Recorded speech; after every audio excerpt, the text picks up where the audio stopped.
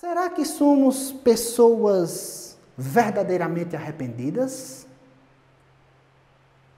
Se nos arrependemos de verdade, irmãos, a nossa mente e os nossos corações foram transformados e somos novas criaturas.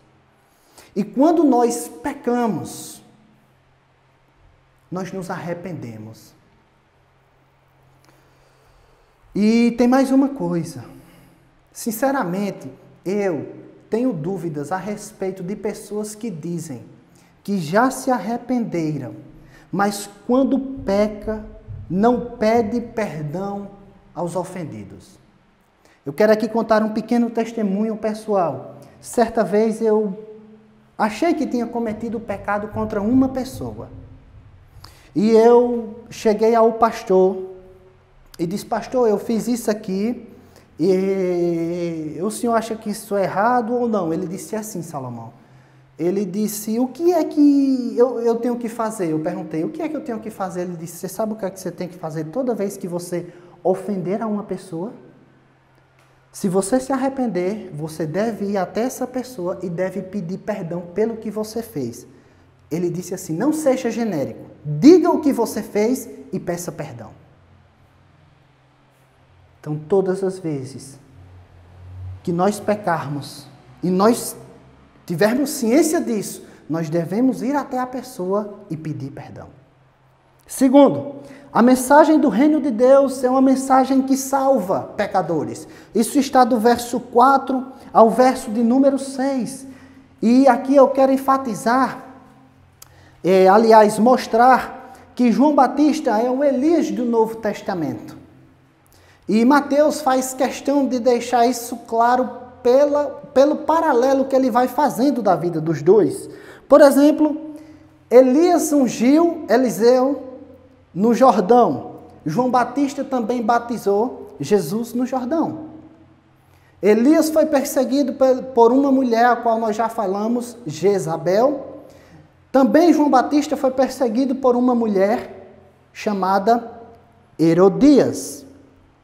Então, em Malaquias capítulo 4, versículos 5 e 6, vem uma mensagem da parte de Deus avisando que enviaria o profeta Elias antes que o grande e terrível dia do Senhor chegasse. E ele diz que o profeta Elias iria converter muitos pais aos filhos e muitos filhos aos pais, e é justamente isso o que João Batista está cumprindo aqui no seu ministério ali no Jordão. Alguns espíritas dizem que João Batista é a encarnação de Elias, mas não é. Não é. João Batista, na verdade, e simplesmente, ele veio no poder e no espírito de Elias, na autoridade, na forma de ser usado, na forma de bater de frente com o sistema, e não uma reencarnação. Agora, o que nós devemos olhar para o texto e perguntarmos é: o que impactava as multidões? Será que era a comida de João Batista? Será que eram suas vestimentas, que eram típicas de profeta? Será que era o lugar onde ele pregava, que era no deserto, um lugar árido, quente? De forma nenhuma.